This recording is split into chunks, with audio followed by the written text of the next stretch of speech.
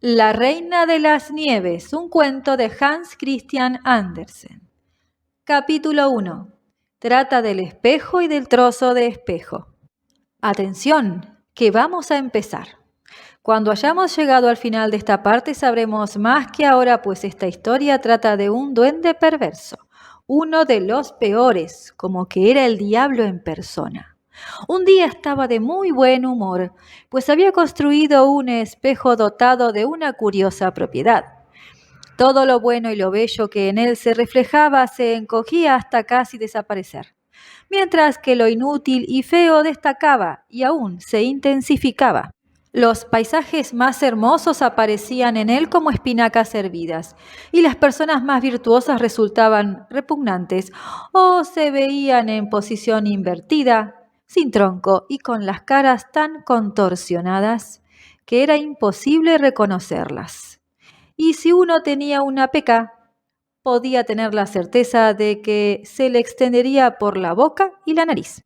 Era muy divertido, decía el diablo. Si un pensamiento bueno y piadoso pasaba por la mente de una persona, en el espejo se reflejaba una risa sardónica y el diablo se retorcía de puro regocijo por su ingeniosa invención. Cuantos asistían a su escuela de brujería, pues mantenía una escuela para duendes, contaron en todas partes que había ocurrido un milagro. Desde aquel día afirmaban, podía verse cómo son en realidad el mundo y los hombres. Dieron la vuelta al globo con el espejo y finalmente no quedó ya un solo país ni una sola persona que no hubiese aparecido desfigurada en él. Luego quisieron subir al mismo cielo, deseosos de reírse a costa de los ángeles y de Dios, nuestro Señor.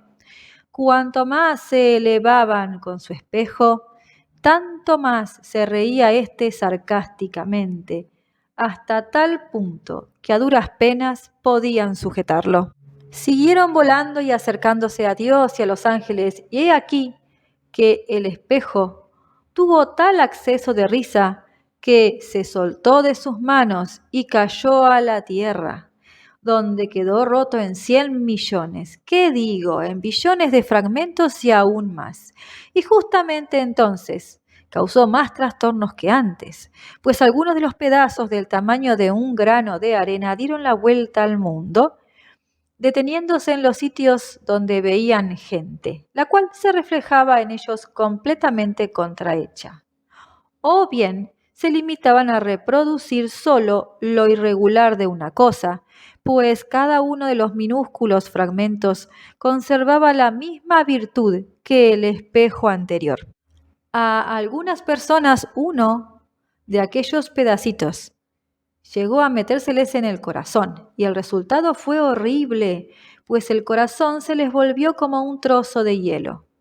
Varios pedazos eran del tamaño suficiente para servir de cristales de ventana, pero era muy desagradable mirar a los amigos a través de ellos. Otros fragmentos se emplearon para montar anteojos, y cuando las personas se calaban estos lentes para ver bien y con justicia, huelga decir lo que pasaba. El diablo se reía a reventar divirtiéndose de lo lindo, pero algunos pedazos diminutos volaron más lejos. Ahora vas a oírlo. Capítulo 2. Un niño y una niña. En la gran ciudad, donde viven tantas personas y se alzan tantas casas que no queda sitio para que todos tengan un jardincito, por lo que la mayoría han de contentarse con cultivar flores en macetas, había 2 niños pobres que tenían un jardín un poquito más grande que un tiesto. No eran hermano y hermana, pero se querían como si lo fueran. Los padres vivían en las buhardillas de 2 casas contiguas. En el punto donde se tocaban los tejados de las casas y el canalón corría entre ellos, se abría una ventanita en cada uno de los edificios. Bastaba con cruzar el canalón para pasar de una a otra de las ventanas. Los padres de los 2 niños tenían al exterior 2 grandes cajones de madera, en los que plantaban hortalizas para la cocina. En cada uno crecía un pequeño rosal, y muy hermoso por cierto. He aquí que a los padres se les ocurrió la idea de colocar los cajones de través sobre el canalón, de modo que alcanzasen de una a otra ventana, con lo que parecían dos paredes de flores. Zarcillos de guisantes colgaban de los cajones y los rosales habían echado largas ramas que se curvaban al encuentro una de otra. Era una especie de arco de triunfo de verdor y de flores. Como los cajones eran muy altos y los niños sabían que no debían subirse a ellos, a menudo se les daba permiso para visitarse. Entonces, sentados en sus taburetes bajo las rosas, jugaban en buena paz y armonía. En invierno, aquel placer se interrumpía. Con frecuencia las ventanas estaban completamente heladas. Entonces los chiquillos calentaban a la estufa monedas de cobre y aplicándolas contra el hielo que cubría al cristal, despejaban en él una mirilla, detrás de la cual asomaba un ojo cariñoso y dulce, uno en cada ventana. Eran los del niño y de la niña. Él se llamaba Carlos y ella Margarita. En verano era fácil pasar de un salto a la casa del otro, pero en invierno había que bajar y subir muchas escaleras, y además nevaba copiosamente en la calle. Es un enjambre de abejas blancas, decía la abuela, que era muy viejecita. ¿Tienen también una reina?, preguntó un día el chiquillo, pues sabía que las abejas de verdad la tienen. Claro que sí, respondió la abuela. Vuela en el centro del enjambre con las más grandes y nunca se posa en el suelo, sino que se vuelve volando a la negra nube. Algunas noches de invierno vuela por las calles de la ciudad y mira al interior de las ventanas, y entonces éstas se hielan de una manera extraña, cubriéndose como de flores. Sí, ya lo he visto, exclamaron los niños a dúo, y entonces supieron que aquello era verdad. ¿Y podría entrar aquí la reina de las nieves?, preguntó la muchachita. Déjala que entre, dijo el pequeño. La pondré sobre la estufa y se derretirá. Pero la abuela le acarició el cabello y se puso a contar otras historias. Aquella noche, estando Carlitos en su casa medio desnudo, se subió a la silla que había junto a la ventana y miró por el agujerito. Fuera caían algunos copos de nieve y uno de ellos, el mayor, se posó sobre el borde de uno de los cajones de flores. Fue creciendo y se transformó finalmente en una doncella vestida con un exquisito velo blanco hecho como de millones de copos en forma de estrella. Era hermosa y distinguida, pero de hielo, de un hielo cegador y centelleante, y sin embargo estaba viva. Sus ojos brillaban como límpidas estrellas, pero no había paz y reposo en ellos. Hizo un gesto con la cabeza y una seña con la mano. El niño, asustado, saltó al suelo de un brinco. En aquel momento pareció como si delante de la ventana pasara volando un gran pájaro. Fue una sensación casi real. Al día siguiente hubo helada con el cielo sereno y luego vino el deshielo. Después apareció la primavera. Lució el sol, brotaron las plantas, las golondrinas empezaron a construir sus nidos, se abrieron las ventanas y los niños pudieron volver a su jardincito del canalón, encima de todos los pisos de las casas. En verano las rosas florecieron con todo su esplendor. La niña había aprendido una canción que hablaba de rosas, y en ella pensaba al mirar las suyas, y la cantó a su compañero, el cual cantó con ella. Florecen en el valle las rosas, bendito seas Jesús que las haces tan hermosas. Y los pequeños, tomados de las manos, besaron las rosas y dirigiendo la mirada a la clara luz del sol divino, le hablaron como si fuese el niño Jesús. ¡Qué días tan hermosos! ¡Qué bello era todo allá afuera, junto a los lozanos rosales que parecían dispuestos a seguir floreciendo eternamente! Carlos y Margarita, sentados, miraban un libro de estampas en que se representaban animales y pajarillos. Y entonces el reloj acababa de dar las 5 en el gran campanario. Dijo Carlos: ¡ay, qué pinchazo en el corazón! Y algo me ha entrado en el ojo. La niña le rodeó el cuello con el brazo y él parpadeaba, pero no se veía nada. Creo que ya salió, dijo, pero no había salido. Era uno de aquellos granitos de cristal desprendidos del espejo, el espejo embrujado. Bien se acuerdan de él, de aquel horrible cristal que volvía pequeño y feo todo lo grande y bueno que en él se reflejaba, mientras hacía resaltar todo lo malo y ponía de relieve todos los defectos de las cosas. Pues al pobre Carlitos le había entrado uno de sus trocitos en el corazón. Qué poco tardaría éste en volvérsele como un témpano de hielo. Ya no le dolía, pero allí estaba. ¿Por qué lloras?, preguntó el niño. ¡Qué fea te pones! No ha sido nada. ¡Uf!, exclamó de pronto. Aquella rosa está agusanada. Y mira cómo está tumbada. No vale nada. Bien mirado. ¿Qué quieres que salga de este cajón? Y pegando una patada al cajón, arrancó las 2 rosas. «Carlos, ¿qué haces?», exclamó la niña, y al darse él cuenta de su espanto, arrancó una tercera flor, se fue corriendo a su ventana y huyó de la cariñosa Margarita.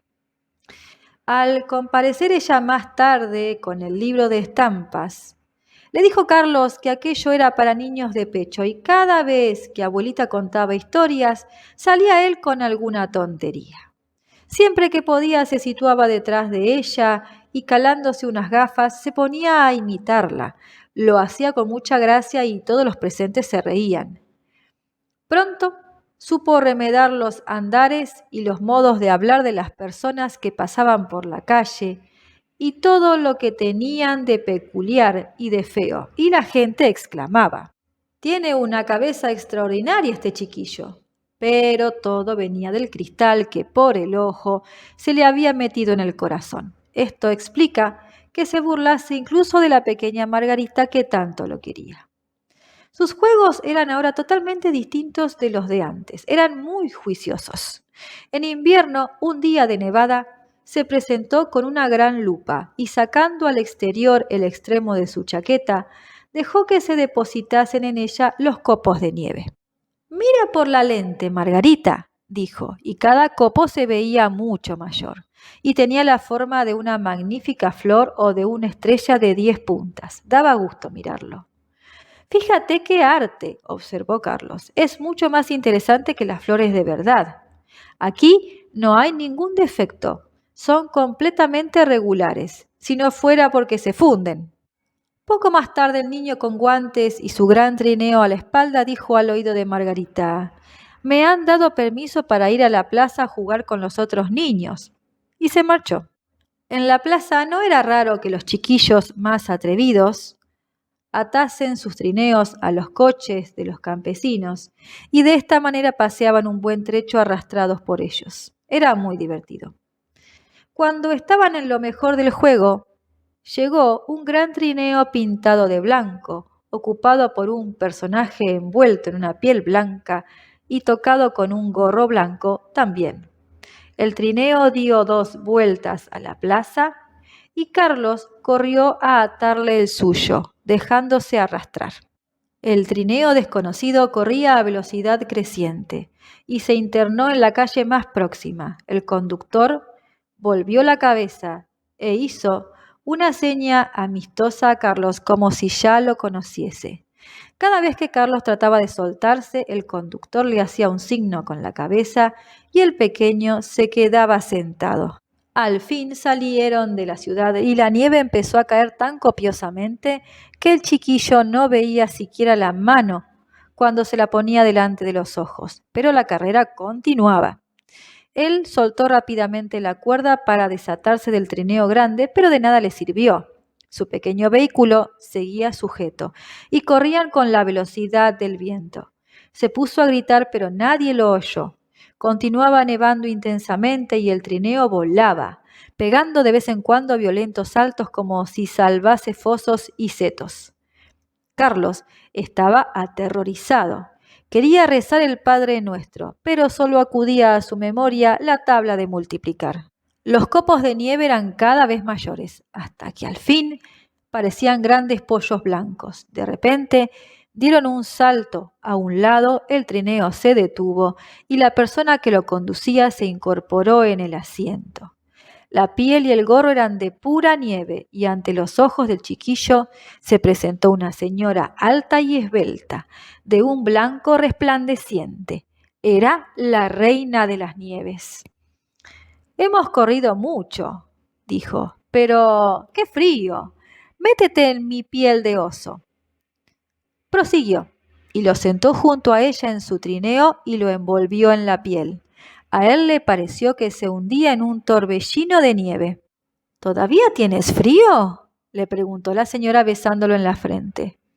Oh, sus labios eran peor que el hielo, y el beso se le entró en el corazón, que ya de suyo estaba medio helado.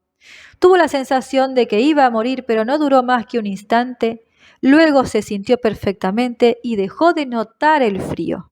«Mi trineo, no olvides mi trineo», pensó él de pronto, pero estaba atado a uno de los pollos blancos, el cual echó a volar detrás de ellos con el trineo a la espalda. La reina de las nieves dio otro beso a Carlos y Margarita, la abuela y todos los demás se borraron de su memoria. «No te volveré a besar», dijo ella, «pues de lo contrario te mataría». Carlos la miró. Era muy hermosa.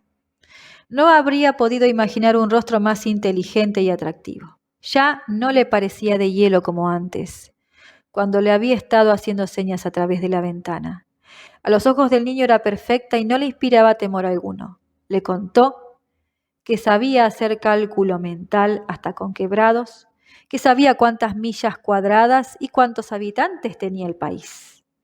Ella lo escuchaba sonriendo, y Carlos empezó a pensar que tal vez no sabía aún bastante.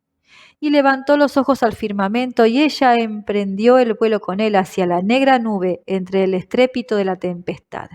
El niño se acordó de una vieja canción. Pasaron volando por encima de ciudades y lagos, de mares y países. Debajo de ellos aullaban el gélido viento y los lobos y centelleaba la nieve. Y encima volaban las negras y ruidosas cornejas, pero en lo más alto del cielo brillaba, grande y blanca, la luna. Y Carlos la estuvo contemplando durante toda la larga noche. Al amanecer, se quedó dormido a los pies de la reina de las nieves. Capítulo 3. El jardín de la hechicera. ¿Pero qué hacía Margarita al ver que Carlos no regresaba? ¿Dónde estaría el niño? Nadie lo sabía, nadie pudo darle noticias.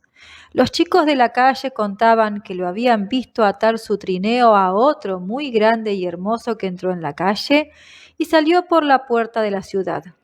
Todos ignoraban su paradero. Corrieron muchas lágrimas y también Margarita lloró copiosa y largamente. Después la gente dijo que había muerto, que se habría ahogado en el río que pasaba por las afueras de la ciudad. ¡Ah, qué días de invierno más largos y tristes! Y llegó la primavera con su sol confortador. «Carlos murió. Ya no lo tengo», dijo la pequeña Margarita. «No lo creo», respondió el sol. «Está muerto y ha desaparecido», dijo la niña a las golondrinas.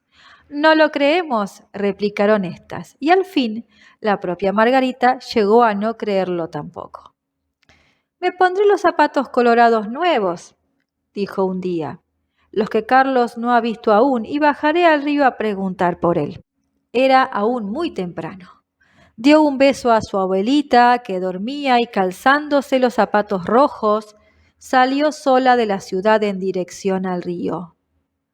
«¿Es cierto que me robaste a mi compañero de juego?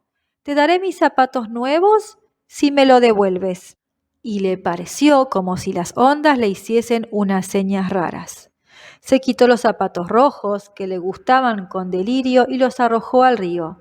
pero cayeron junto a la orilla y las leves ondas los devolvieron a la tierra. Se habría dicho que el río no aceptaba la prenda que ella más quería porque Carlos no estaba en él. Pero Margarita, pensando que no había echado los zapatos lo bastante lejos, se subió a un bote que flotaba entre los juncos y avanzando hasta su extremo arrojó nuevamente los zapatos al agua. Pero resultó que el bote no estaba amarrado y con el movimiento producido por la niña se alejó de la orilla. Al darse cuenta la niña quiso saltar a tierra, pero antes que pudiera llegar a popa, la embarcación se había separado ya cosa de una vara de la ribera y seguía alejándose a velocidad creciente. Margarita, en extremo asustada, rompió a llorar, pero nadie la oyó aparte de los gorriones, los cuales no pudieron llevarla a tierra. Se echaron a volar a lo largo de la orilla, piando como para consolarla. «¡Estamos aquí! ¡Estamos aquí!». El bote avanzaba, arrastrado por la corriente, y Margarita permanecía descalza y silenciosa. Los zapatitos rojos flotaban en pos de la barca sin poder alcanzarla, pues ésta navegaba a mayor velocidad.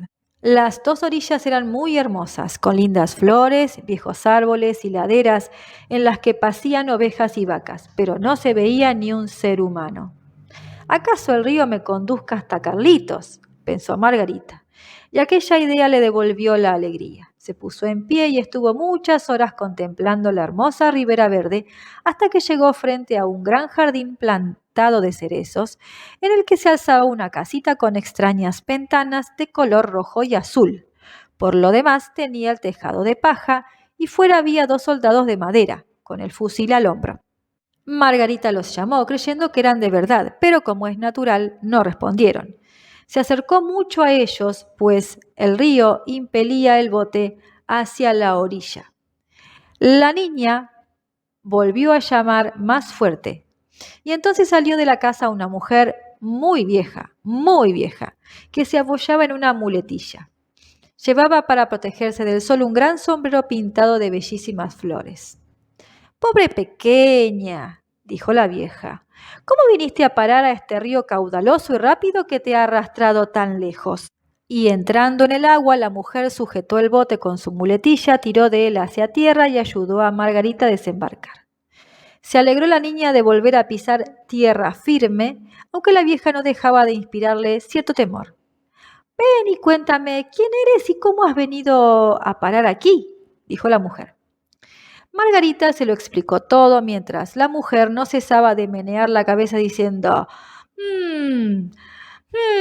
y cuando la niña hubo terminado y preguntado a la vieja si por casualidad había visto a Carlitos, respondió ésta que no había pasado por allí, pero que seguramente vendría.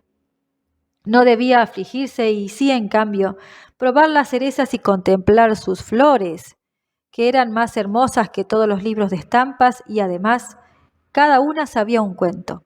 Tomó a Margarita de la mano y entró con ella en la casa cerrando la puerta tras de sí. Las ventanas eran muy altas y los cristales de colores, rojo, azul y amarillo, por lo que la luz del día resultaba muy extraña.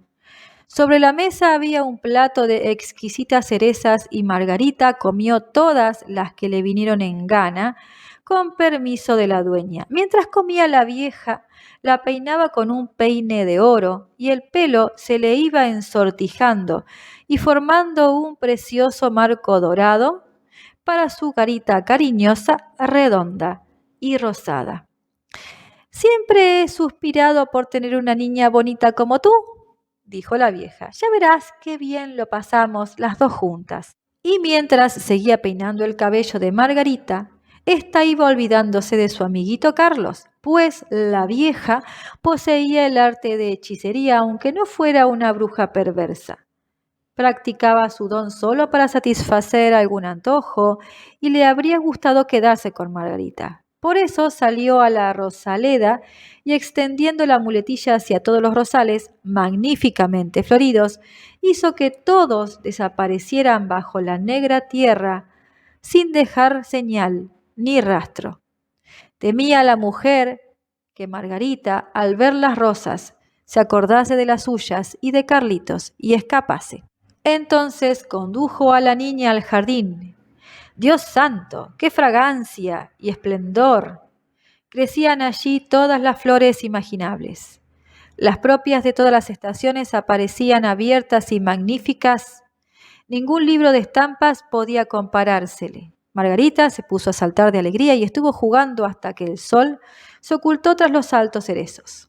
Entonces fue conducida a una bonita cama con almohada de seda roja, llena de pétalos de violetas, y se durmió y soñó cosas como solo las sueña una reina el día de su boda. Al día siguiente volvió a jugar al sol con las flores y de este modo transcurrieron muchos días. Margarita conocía todas las flores, y a pesar de las muchas que había, le parecía que faltaba una sin poder precisar cuál. En una ocasión en que estaba sentada contemplando el sombrero de la vieja, que tenía pintadas tantas flores, vio también la más bella de todas, la rosa. La vieja se había olvidado de borrarla del sombrero cuando hizo desaparecer las restantes bajo tierra. Pero ya se sabe, uno no puede estar en todo. Ahora que caigo en ello, exclamó Margarita, ¿no hay rosas aquí? Y se puso a recorrer los arriates, busca que busca, pero no había ninguna. Entonces se sentó en el suelo y rompió a llorar.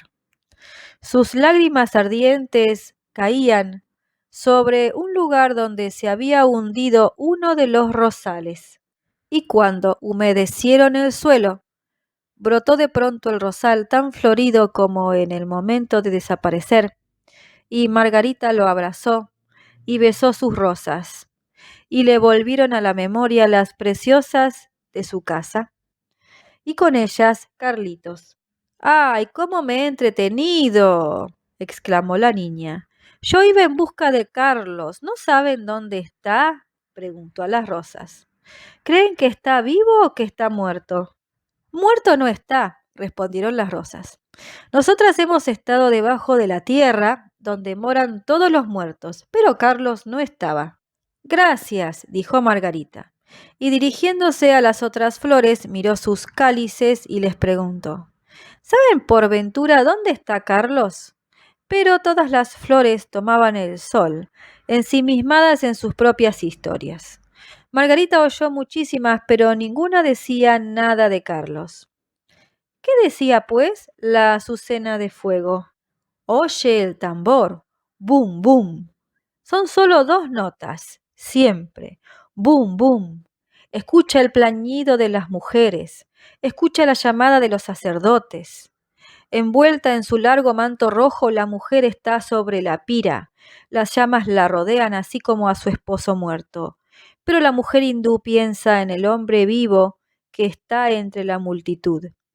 En él, cuyos ojos son más ardientes que las llamas. En él, el ardor de cuyos ojos agita su corazón más que el fuego, que pronto reducirá su cuerpo a cenizas. ¿Puede la llama del corazón perecer en la llama de la hoguera? No comprendo una palabra de lo que dices, exclamó Margarita. Pues este es mi cuento, replicó la azucena. ¿Qué dijo la campanilla? Más arriba del sendero de montaña se alza un antiguo castillo. La espesa, siempre viva, crece en torno de los vetustos muros rojos, hoja contra hoja, rodeando la terraza. Allí mora una hermosa doncella que, inclinándose sobre la balaustrada, mira constantemente al camino. No hay en el rosal una rosa más fresca que ella. Ninguna flor de manzano arrancada por el viento flota más ligera que ella. El crujido de su ropaje de seda dice, ¿no viene aún? ¿Te refieres a Carlos?, preguntó Margarita. Yo hablo tan solo de mi leyenda, de mi sueño, respondió la campanilla. ¿Qué dice el rompenieves? Entre unos árboles hay una larga tabla, colgada de unas cuerdas. Es un columpio.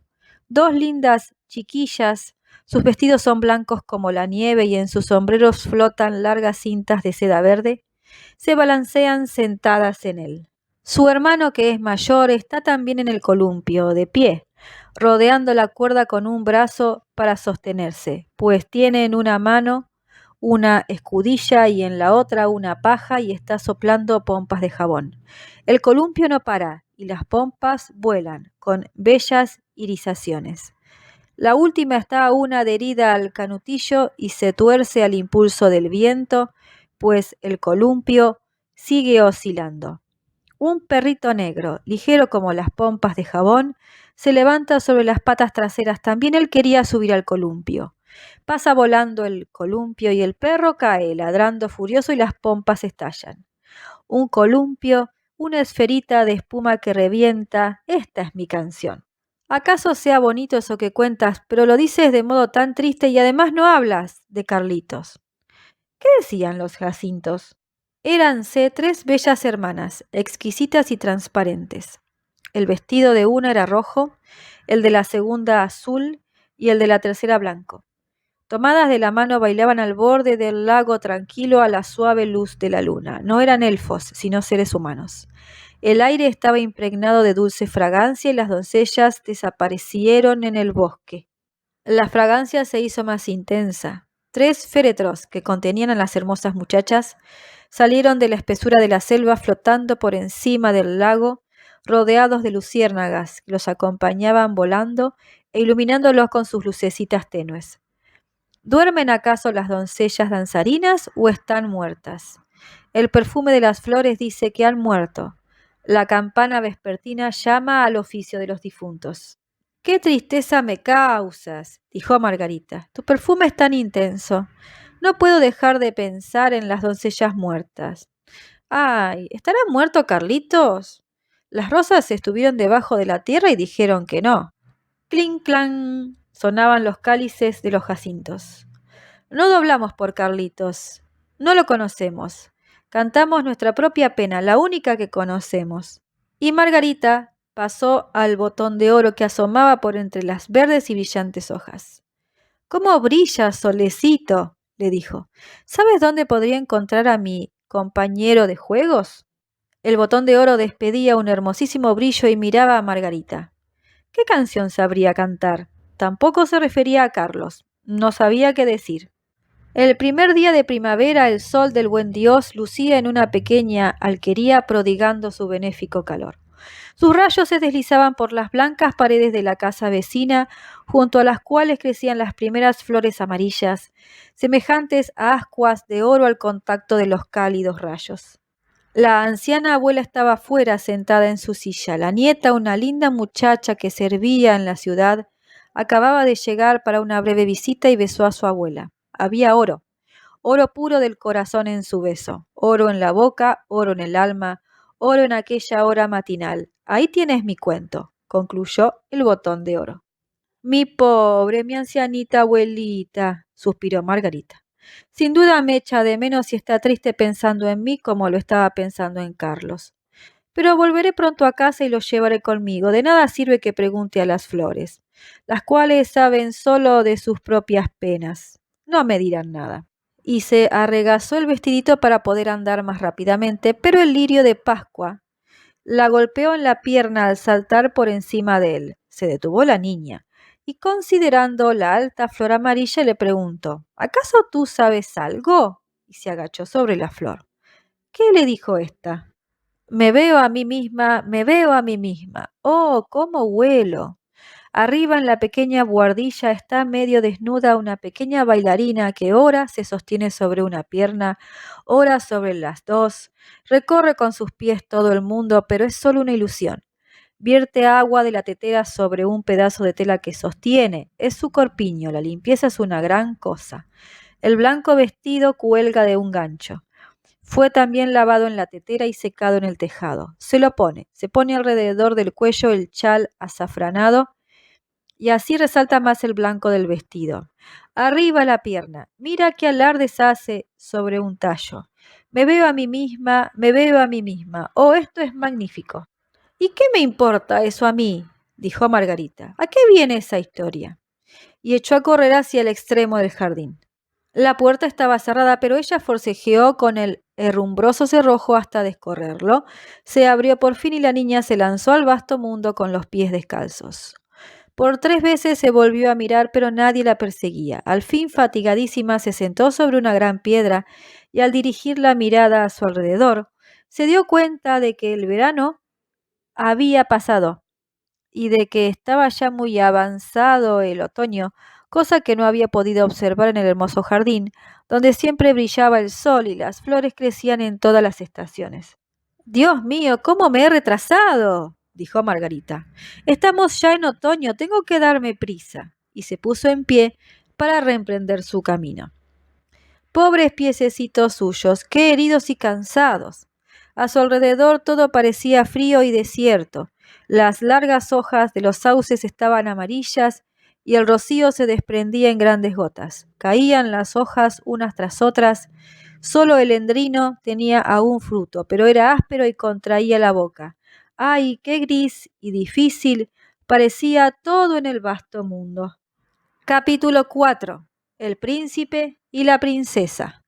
Margarita no tuvo más remedio que tomarse otro descanso. Y he aquí que en medio de la nieve, en el sitio donde se había sentado, saltó una gran corneja que llevaba buen rato allí contemplando a la niña y bamboleando la cabeza.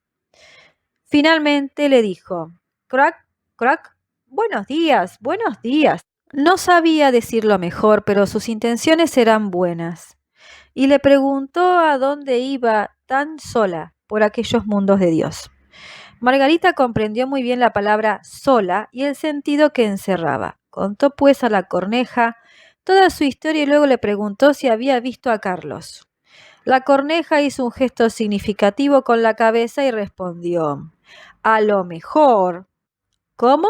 ¿Crees que lo has visto?», exclamó la niña, besando al ave tan fuertemente que por poco la ahoga. «Cuidado, cuidado», protestó la corneja. «Me parece que era Carlitos. Sin embargo, te ha olvidado por la princesa». «¿Vive con una princesa?», preguntó Margarita. «Sí.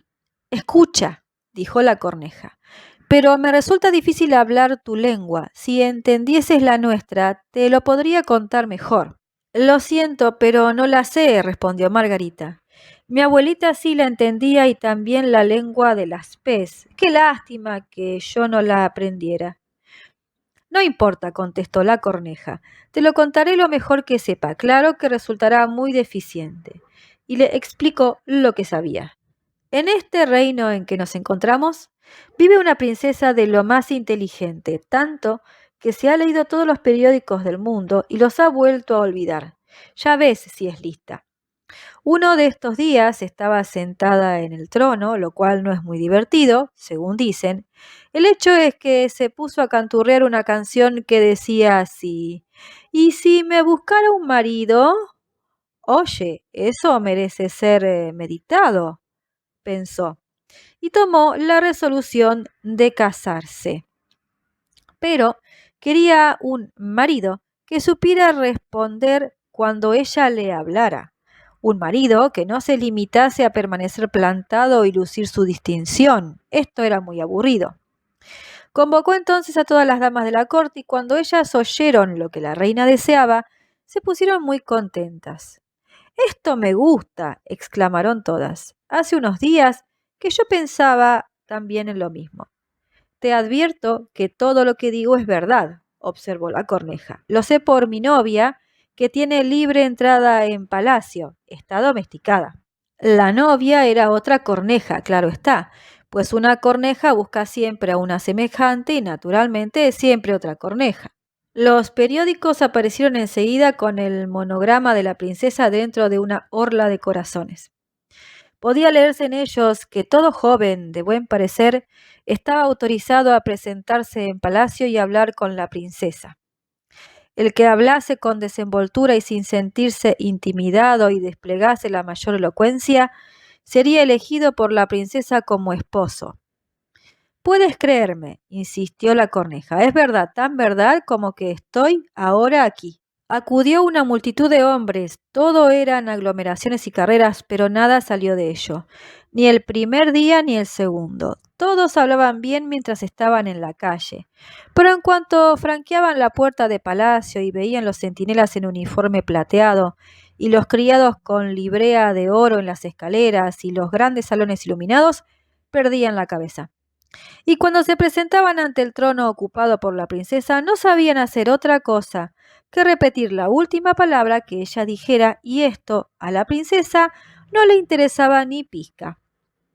Era como si al llegar al salón del trono se les hubiese metido rapé en el estómago y hubiesen quedado aletargados, no despertando hasta encontrarse nuevamente en la calle. Entonces recobraban el uso de la palabra, y había una enorme cola que llegaba desde el palacio hasta la puerta de la ciudad.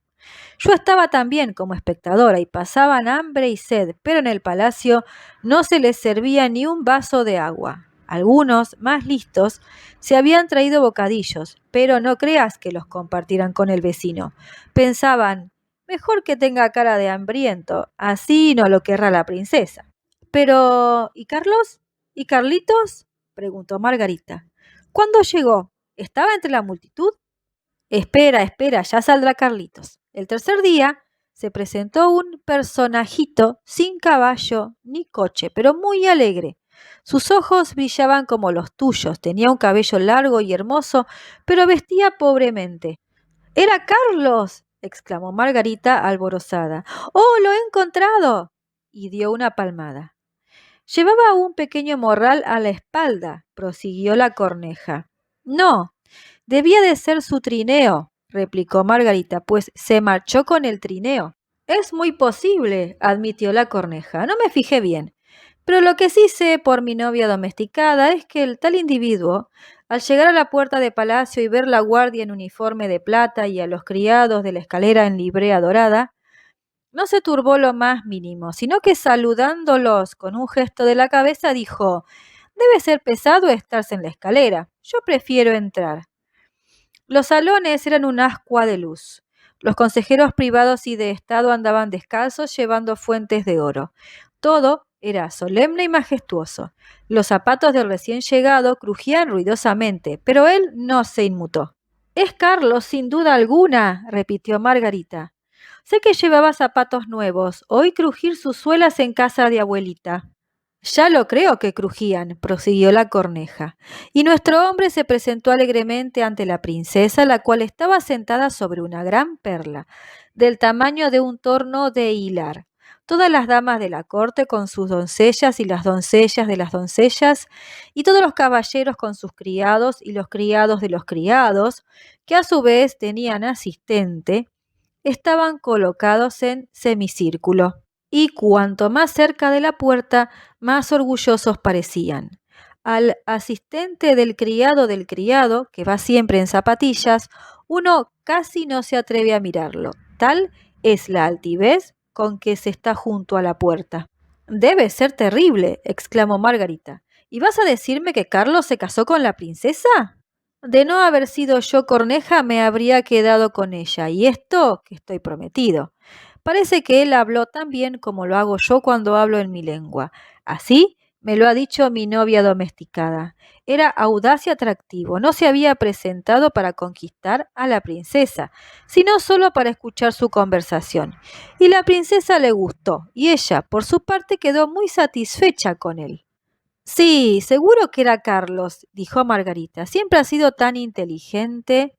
Fíjate que sabía calcular de memoria con quebrados. Oh, por favor, llévame al palacio». «Niña, qué pronto lo dices», replicó la corneja. «Tendré que consultarlo con mi novia domesticada. Seguramente podrá aconsejarnos, pues de una cosa estoy seguro, que jamás una chiquilla como tú será autorizada a entrar en palacio por los procedimientos reglamentarios». «Sí, me darán permiso», afirmó Margarita. «Cuando Carlos sepa que soy yo, saldrá enseguida a buscarme». «Aguárdame en aquella cuesta», dijo la corneja, y saludándola con un movimiento de la cabeza se alejó volando. Cuando regresó, anochecía ya. «¡Ra! ¡Ra!», gritó.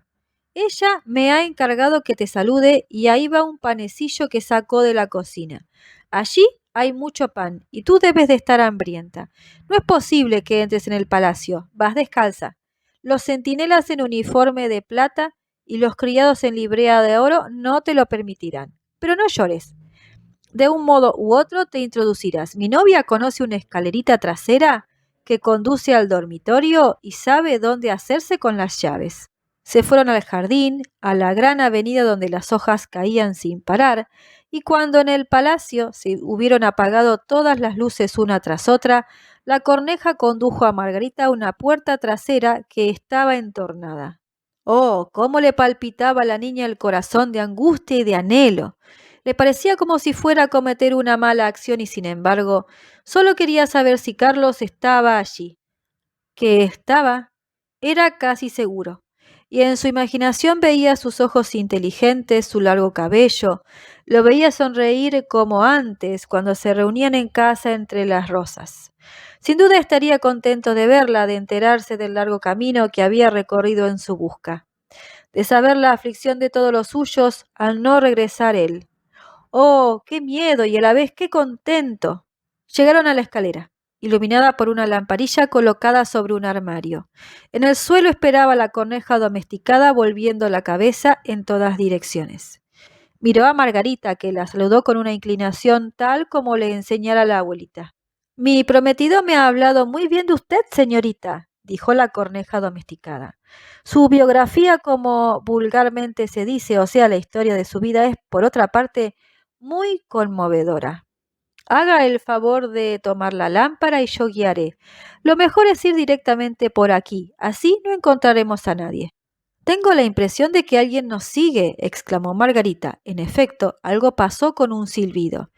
Eran como sombras que se deslizaban por la pared, caballos de flotantes melenas y delgadas patas, cazadores, caballeros y damas cabalgando. Son sueños, nada más, dijo la corneja. Vienen a buscar los pensamientos de Su Alteza para llevárselos de casa. Tanto mejor. Así podrá usted contemplarla a sus anchas en la cama, pero confío en que, si es usted elevada a una condición honorífica y distinguida, dará pruebas de ser agradecida. No hablemos ahora de eso, intervino la corneja del bosque. Llegaron al primer salón, tapizado de color de rosa con hermosas flores en las paredes. Pasaban allí los sueños rumoreando, pero tan vertiginosos, que Margarita no pudo ver a los nobles personajes. Cada salón superaba al anterior en magnificencia. Eran para perder la cabeza. Al fin llegaron al dormitorio, cuyo techo parecía una gran palmera con hojas de cristal, pero cristal precioso. En el centro de un grueso tallo de oro colgaban dos camas, cada una semejante a un lirio. En la primera, blanca, dormía la princesa. En la otra, roja, Margarita debía buscar a Carlos. Separó una de las hojas encarnadas y vio un cuello moreno. Era Carlos. Pronunció su nombre en voz alta, acercando la lámpara. Los sueños volvieron a pasar veloces por la habitación. Él se despertó. Volvió la cabeza y no era Carlos. El príncipe se le parecía solo por el pescuezo, pero era joven y guapo. La princesa, parpadeando por entre la blanca hoja de lirio, preguntó qué ocurría. Margarita rompió a llorar y le contó toda su historia y lo que por ella habían hecho las cornejas.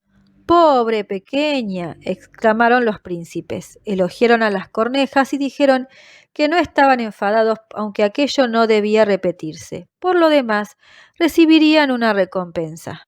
¿Prefieren marcharse libremente?, preguntó la princesa, ¿o quedarse en palacio en calidad de cornejas de corte, con derecho a todos los desperdicios de la cocina? Las dos cornejas se inclinaron respetuosamente y manifestaron que optaban por el empleo fijo, pues pensaban en la vejez y en que sería muy agradable contar con algo positivo para cuando aquella llegase. El príncipe se levantó de la cama y la cedió a Margarita. Realmente no podía hacer más. Ella cruzó las manos pensando, qué buenas son las personas y los animales después de todo, y cerrando los ojos se quedó dormida. Acudieron de nuevo todos los sueños, y creyó ver angelitos de Dios que guiaban un trineo en el que viajaba Carlos, el cual la saludaba con la cabeza, pero todo aquello fue un sueño, y se desvaneció en el momento de despertarse. Al día siguiente la vistieron de seda y terciopelo de pies a cabeza. La invitaron a quedarse en el palacio donde lo pasaría muy bien, pero ella pidió solo un cochecito con un caballo y un par de zapatitos para seguir corriendo el mundo en busca de Carlos. Le dieron zapatos y un manguito y la vistieron primorosamente. Y cuando se dispuso a partir, había en la puerta una carroza nueva de oro puro. Los escudos del príncipe y de la princesa brillaban en ella como estrellas. El cochero, criados y postillones, pues no faltaban tampoco los postillones, llevaban sendas coronas de oro. Los príncipes en persona le ayudaron a subir al coche y le desearon toda clase de venturas. La corneja silvestre, que ya se había casado, la acompañó un trecho de 3 millas, posada a su lado, pues no podía soportar ir de espaldas. La otra corneja se quedó en la puerta batiendo de alas. No siguió, porque desde que contaba con un empleo fijo, sufría de dolores de cabeza, pues comía con exceso. El interior del coche estaba acolchado con cosquillas de azúcar y en el asiento había fruta y mazapán. ¡Adiós! ¡Adiós! Gritaron el príncipe y la princesa. Y Margarita lloraba y lloraba también la corneja. Al cabo de unas millas se despidió también ésta y resultó muy dura aquella despedida. Se subió volando a un árbol y permaneció en él, agitando las negras alas hasta que desapareció el coche, que relucía como el sol. Capítulo 5. La pequeña bandolera. Avanzaban a través del bosque tenebroso y la carroza relucía como una antorcha. Su brillo era tan intenso que los ojos de los bandidos no podían resistirlo. ¡Es oro! ¡Es oro! Gritaban, y arremetiendo con furia, detuvieron los caballos, dieron muerte a los postillones, al cochero y a los criados, y mandaron apearse a Margarita. Está gorda, apetitosa. La alimentaron con nueces, dijo la vieja de los bandidos, que era barbuda y tenía unas cejas que le colgaban por encima de los ojos. Será sabrosa como un corderillo bien cebado, se me hace la boca agua. Y sacó su afilado cuchillo que daba miedo de brillante que era. ¡Ay! Gritó al mismo tiempo, pues su propia hija, que se le había subido a la espalda, acababa de pegarle un mordisco en la oreja. Era salvaje y endiablada como ella sola. ¡Maldita rapaza! Exclamó la madre, renunciando a degollar a Margarita. Jugará conmigo, dijo la niña de los bandoleros. Me dará su manguito y su lindo vestido y dormirá en mi cama. Y pegó a la vieja otro mordisco, que la hizo saltar y dar vueltas mientras los bandidos reían y decían: «¿Cómo baila con su golfilla?» «¡Quiero subir al coche!», gritó la pequeña salvaje, y hubo que complacerla, pues era malcriada y terca como ella sola. Ella y Margarita subieron al carruaje y salieron a galope a campo traviesa. La hija de los bandoleros era de la edad de Margarita, pero más robusta, ancha de hombros y de piel morena. Tenía los ojos negros, de mirada casi triste. Rodeando a Margarita por la cintura le dijo: «No te matarán mientras yo no me enfade contigo. Eres una princesa, ¿verdad?» «No», respondió Margarita, y le contó todas sus aventuras y lo mucho que ansiaba encontrar a su Carlitos. La otra la miraba muy seriamente, hizo un signo con la cabeza y dijo: «No te matarán aunque yo me enfade, entonces lo haré yo misma». Y secó los ojos de Margarita y metió las manos en el hermoso manguito tan blando y caliente. El coche se detuvo. Estaban en el patio de un castillo de bandoleros, todo él derruido de arriba a abajo. Cuervos y cornejas salían volando de los grandes orificios y enormes perros mastines, cada uno de los cuales parecía capaz de tragarse un hombre, saltaban sin ladrar, pues les estaba prohibido. En la espaciosa sala vieja y ahumada ardía un gran fuego en el centro del suelo de piedra. El humo se esparcía por debajo del techo, buscando una salida. Cocía un gran caldero de sopa al mismo tiempo que asaban liebres y conejos. «Esta noche dormirás sola conmigo y con mis animalitos», dijo la hija de los bandidos. Le dieron de comer y beber y luego las dos niñas se apartaron a un rincón donde había paja y alfombras. Encima, posadas en estacas y perchas, había un centenar de palomas dormidas al parecer, pero que se movieron un poco al acercarse las chicas. Todas son mías, dijo la hija de los bandidos, y sujetando una por los pies, la sacudió violentamente, haciendo que el animal agitara las alas. «¡Bésala!», gritó, apretándola contra la cara de Margarita. «Allí están las palomas torcaces, las buenas piezas», y señaló cierto número de barras clavadas ante un agujero en la parte superior de la pared. «También son torcaces aquellas dos. Si no las tenemos encerradas, se escapan. Y este es mi preferido». Y así diciendo, agarró por los cuernos un reno, que estaba atado por un reluciente anillo de cobre en torno al cuello. «No hay más remedio que tenerlo sujeto, de lo contrario huye. Todas las noches le hago cosquillas en el cuello con el cuchillo y tiene miedo». Y la chiquilla, sacando un largo cuchillo de una rendija de la pared, lo deslizó por el cuello del reno. El pobre animal, todo era patalear, y la chica venga a reírse. Luego metió a Margarita en la cama con ella. «¿Duermes siempre con el cuchillo a tu lado?», preguntó Margarita, mirando el arma nerviosa. «Desde luego», respondió la pequeña bandolera. «Nunca sabe una lo que puede ocurrir. Pero vuelve a contarme lo que me dijiste antes de Carlitos y por qué te fuiste por esos mundos». Margarita le repitió su historia desde el principio, mientras las palomas torcaces arrullaban en su jaula y las demás dormían. La hija de los bandidos pasó un brazo en torno al cuello de Margarita y con el cuchillo en la otra mano se puso a dormir y a roncar. Margarita, en cambio, no podía pegar los ojos, pues no sabía si seguiría viva o si debía morir.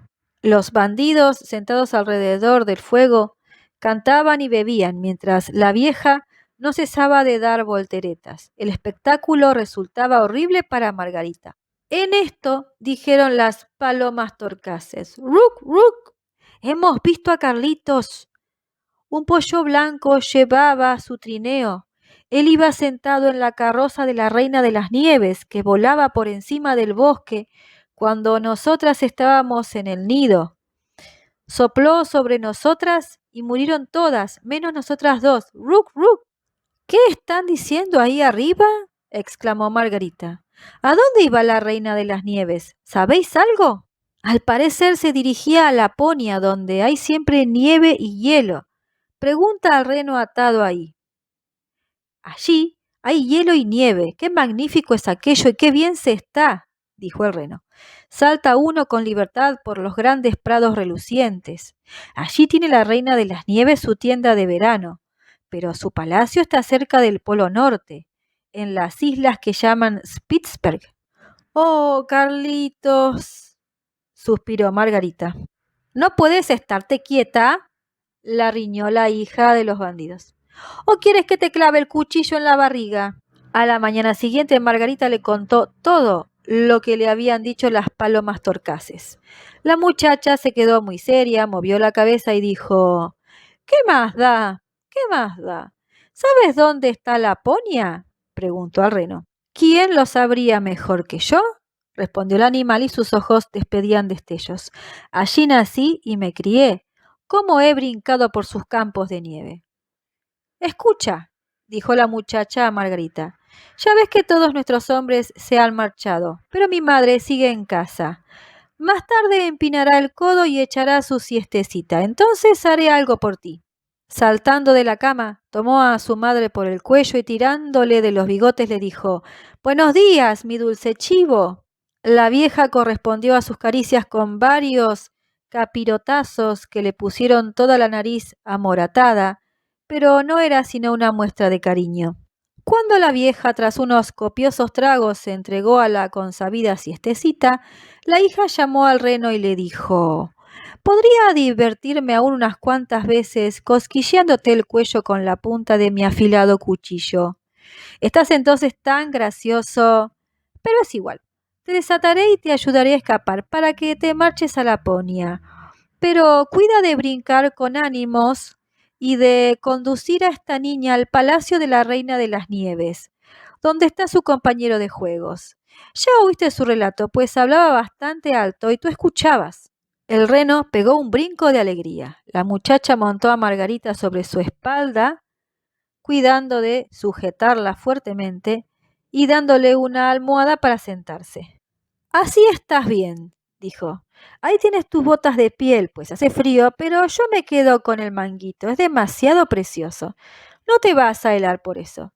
Te daré los grandes mitones de mi madre que te llegarán hasta el codo. Póntelos. Así. Ahora tus manos parecen las de mi madre. Margarita lloraba de alegría. No puedo verte lloriquear, dijo la hija de los bandidos. Debes estar contenta. Ahí tienes 2 panes y un jamón para que no pases hambre.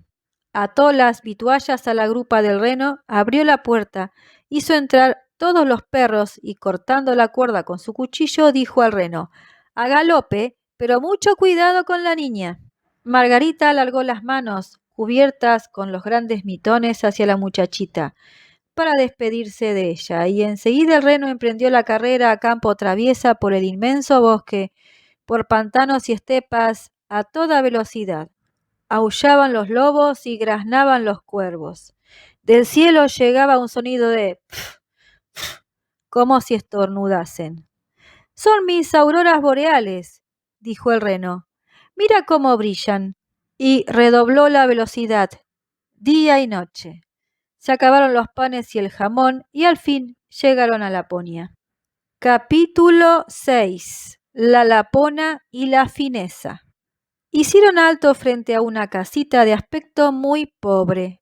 El tejado llegaba hasta el suelo y la puerta era tan baja que para entrar y salir la familia tenía que arrastrarse.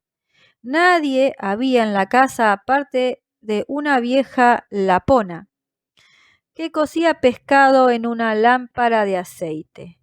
El reno contó toda la historia de Margarita, aunque después de haber relatado la propia, que estimaba mucho más importante. La niña estaba tan aterida de frío que no podía hablar. Pobres, dijo la mujer lapona, lo que les queda aún por andar. Tienen que correr centenares de millas antes de llegar a Finlandia, que es donde vive la reina de las nieves, y todas las noches se enciende un castillo de fuegos artificiales. Escribiré unas líneas sobre un bacalao seco, pues papel no tengo, y lo entregaréis a la fineza de allá arriba. Ella podrá informaros mejor que yo.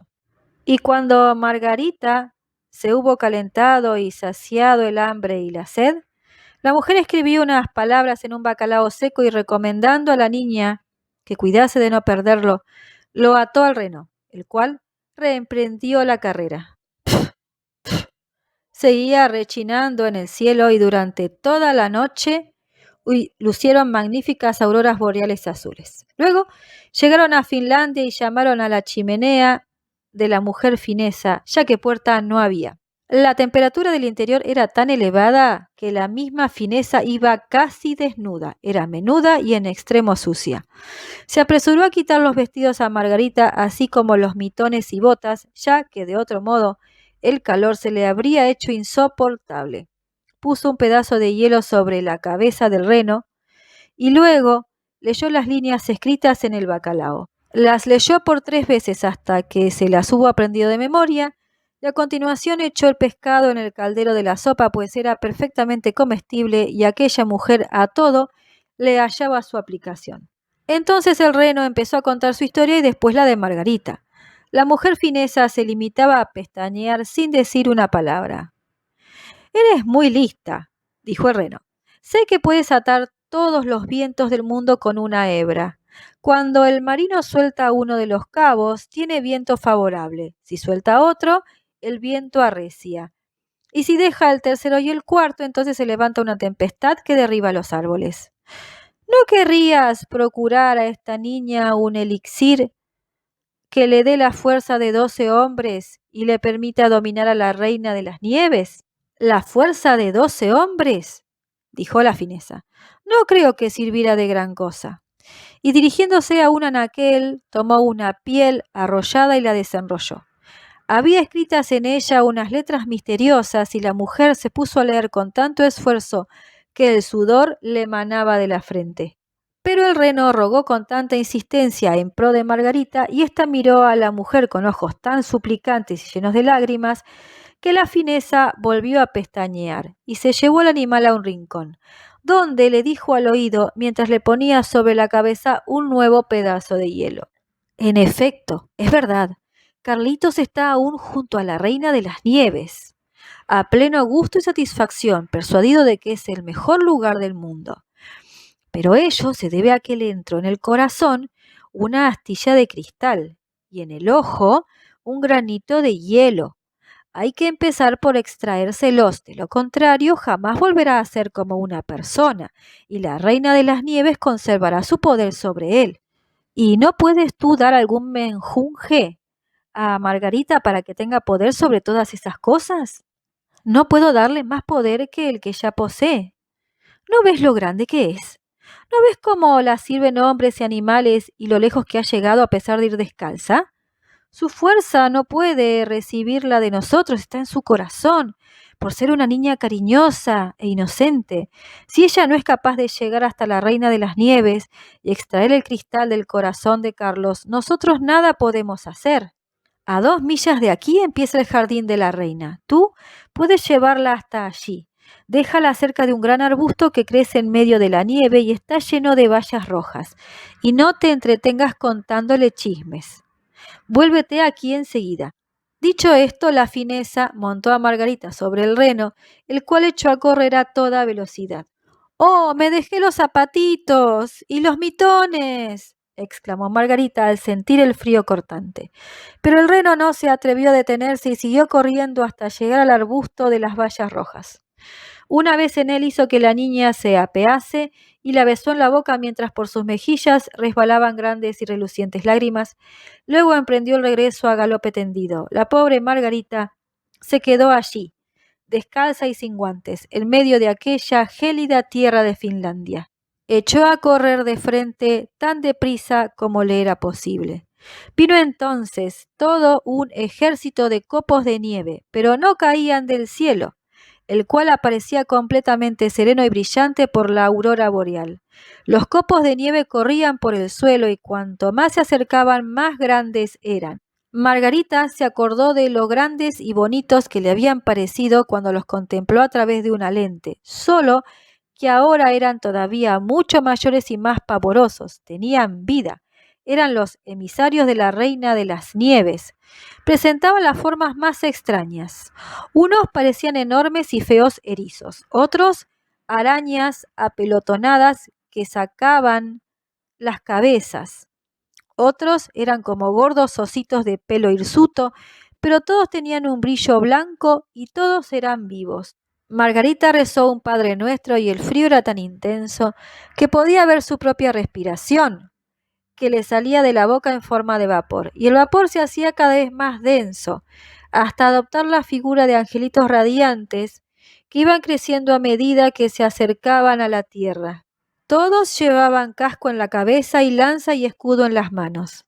Su número crecía constantemente y cuando Margarita hubo terminado su Padre Nuestro, la rodeaba todo un ejército. Con sus lanzas picaban los horribles copos, haciéndolos estallar en 100 pedazos, y Margarita avanzaba segura y contenta. Los ángeles le acariciaban manos y pies, con lo que ella sentía menos el frío, y se dirigió rápidamente al palacio de la Reina de las Nieves. Pero veamos ahora cómo lo pasaba Carlos, quien no pensaba, ni mucho menos en Margarita, ni sospechaba siquiera que estuviese frente al palacio. Capítulo 7. Del palacio de la Reina de las Nieves y de lo que luego sucedió. Los muros del castillo eran de nieve compacta y sus puertas y ventanas estaban hechas de cortantes vientos. Había más de 100 salones dispuestos al albur de las ventiscas y el mayor tenía varias millas de longitud. Los iluminaba la refulgente aurora boreal y eran todos ellos espaciosos, vacíos, helados y brillantes. Nunca se celebraban fiestas en ellos, ni siquiera un pequeño baile de osos en que la tempestad hubiera podido actuar de orquesta y los osos polares, andando sobre sus patas traseras, exhibir su porte elegante. Nunca una reunión social, con sus manotazos a la boca y golpes de zarpa. Nunca un té de blancas raposas. Todo era desierto, inmenso y gélido en los salones de la Reina de las Nieves. Las auroras boreales flameaban tan nítidamente que podía calcularse con exactitud cuándo estaban en su máximo y en su mínimo. En el centro de aquella interminable sala desierta había un lago helado, roto en 1000 pedazos, tan iguales entre sí que el conjunto resultaba una verdadera obra de arte. En medio se sentaba la reina de las nieves cuando residía en su palacio. Decía entonces que estaba sentada en el espejo de la razón y que éste era el único y el mejor espejo del mundo. Carlitos estaba amoratado de frío, casi negro, pero no se daba cuenta, pues ella lo había hecho besar por la helada y su corazón era como un témpano de hielo. Se entretenía arrastrando cortantes pedazos de hielo llanos y yuxtaponiéndolos de todas las maneras posibles para formar con ellos algo determinado, como cuando nosotros combinamos piezas de madera y reconstituimos figuras, lo que llamamos un rompecabezas. El muchacho obtenía diseños extremadamente ingeniosos. Era el gran rompecabezas helado de la inteligencia. Para él, aquellas figuras eran perfectas y tenían grandísima importancia, y todo por el granito de hielo que tenía en el ojo. Combinaba figuras que eran una palabra escrita, pero de ningún modo lograba componer el único vocablo que le interesaba: eternidad. Sin embargo, la reina de las nieves le había dicho: si consigues componer esta figura, serás señor de ti mismo y te regalaré el mundo entero y un par de patines por añadidura. Pero no había modo. Tengo que marcharme a las tierras cálidas, dijo la reina de las nieves. Quiero echar un vistazo a los pucheros de hierro. Se refería a los volcanes que nosotros llamamos Etna y Vesubio. Les pondré un poquitín de blanco como corresponde y además les irá bien a los limones y a las uvas.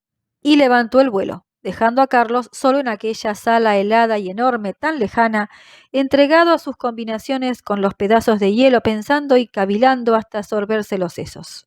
Permanecía inmóvil y embarado. Se le hubiera tomado por una estatua de hielo. Y he aquí que Margarita franqueó la puerta del palacio. Soplaban en él vientos cortantes, pero cuando la niña rezó su oración vespertina, se calmaron como si les entrara sueño, y ella avanzó por las enormes salas frías y desiertas. Allí estaba Carlos. Lo reconoció enseguida, se le arrojó al cuello y abrazándolo fuertemente exclamó: Carlos, mi Carlitos querido, al fin te encontré. Pero él seguía inmóvil, tieso y frío, y entonces Margarita lloró lágrimas ardientes, que cayeron sobre su pecho y penetraron en su corazón, derritiendo el témpano de hielo y destruyendo el trocito de espejo. Él la miró, y la niña se puso a cantar: florecen en el valle las rosas, bendito seas Jesús, que las haces tan hermosas. Entonces Carlos prorrumpió en lágrimas. Lloraba de tal modo que el granito de espejo le salió flotando del ojo. Reconoció a la niña y gritó alborozado: Margarita, mi querida Margarita, ¿dónde estuviste todo este tiempo y dónde he estado yo? Y miraba a su alrededor. ¡Qué frío hace aquí! ¡Qué grande es esto! ¡Y qué desierto! Y se agarraba a Margarita, que de alegría reía y lloraba a la vez. El espectáculo era tan conmovedor que hasta los témpanos se pusieron a bailar, y cuando se sintieron cansados y volvieron a echarse, lo hicieron formando la palabra que, según la reina de las nieves, podía hacerlo señor de sí mismo y darle el mundo entero y un par de patines además. Margarita lo besó en las mejillas y éstas cobraron color. Lo besó en los ojos, que se volvieron brillantes como los de ella. Lo besó en las manos y los pies, y el niño quedó sano y contento. Ya podía volver la reina de las nieves. Su carta de emancipación quedaba escrita con relucientes témpanos de hielo. Tomados de la mano, los niños salieron del enorme palacio, hablando de la abuelita y de las rosas del tejado. Y dondequiera que fuesen, al punto amainaba el viento y salía el sol. Al llegar al arbusto de las bayas rojas, vieron a Reno, que los aguardaba en compañía de una hembra con las ubres llenas, que dio a los niños su tibia leche y los besó en la boca. Acto seguido condujeron a Carlos y Margarita a la casa de la mujer finesa, en cuya caldeada habitación se reconfortaron, y la mujer les indicó el camino de su patria. Hicieron también escala en la choza de la Lapona, que entretanto había cosido vestidos para ellos y reparado sus trineos. La pareja de renos, saltando a su lado, los siguió hasta la frontera del país, donde brotaba la primera hierba. Allí se despidieron de los animales y de la Lapona. ¡Adiós!, se dijeron todos. Y las primeras avecillas piaron, el bosque tenía yemas verdes y de su espesor salió un soberbio caballo, que Margarita reconoció. Era el que había tirado de la dorada carroza, montado por una muchacha que llevaba la cabeza cubierta con un rojo y reluciente gorro y pistolas al cinto. Era la hija de los bandidos que, harta de lo suyo, se dirigía hacia el norte, resuelta a encaminarse luego a otras regiones si aquella no la convencía. Reconoció inmediatamente a Margarita y ésta a ella, con gran alegría de ambas. «Valiente mocito que se marchó tan lejos», dijo a Carlitos. «Me gustaría saber si te mereces que vayan a buscarte al fin del mundo». Pero Margarita, dándole unos golpecitos en las mejillas, le preguntó por el príncipe y la princesa. «Se fueron a otras tierras», dijo la muchacha. «¿Y la corneja?» «La corneja murió. Ahora la domesticada es viuda y va con un hilo de lana negra en la pata. No hace más que lamentarse, aunque todo es comedia. Pues cuéntame qué fue de ti y cómo lo pescaste». Margarita y Carlos se lo contaron. «Y colorín colorado, este cuento se ha acabado», dijo la pequeña bandolera, y tomando a los dos de la mano, les prometió visitarlos si algún día iba a su ciudad. Dicho esto, se marchó por esos mundos. Carlos y Margarita continuaron tomados de la mano, y según avanzaban surgía la primavera con flores y follaje. Las campanas de las iglesias repicaban y los niños reconocieron las altas torres y la gran ciudad natal. Se dirigieron hasta la puerta de la abuelita, subieron las escaleras y entraron en el cuarto, donde todo seguía como antes, en su mismo lugar. El reloj decía tic-tac y las agujas giraban. Pero al pasar la puerta se dieron cuenta de que se habían vuelto personas mayores. Las rosas del tejado florecían entrando por la abierta ventana, y a su lado estaban aún sus sillitas de niños. Carlos y Margarita se sentaron cada cual en la suya, sin soltarse las manos. Habían olvidado, como si hubiese sido un sueño de pesadilla, la magnificencia gélida y desierta del palacio de la Reina de las Nieves. La abuelita, sentada a la clara luz del sol de Dios, leía la Biblia en voz alta. «Si no se vuelven como los niños, no entrarán en el reino de los cielos». Carlos y Margarita se miraron a los ojos y de pronto comprendieron la vieja canción. «Florecen en el valle las rosas. Bendito seas, Jesús, que las haces tan hermosas». Y permanecieron sentados, mayores y sin embargo niños, niños por el corazón. Y llegó el verano caluroso y bendito. Fin.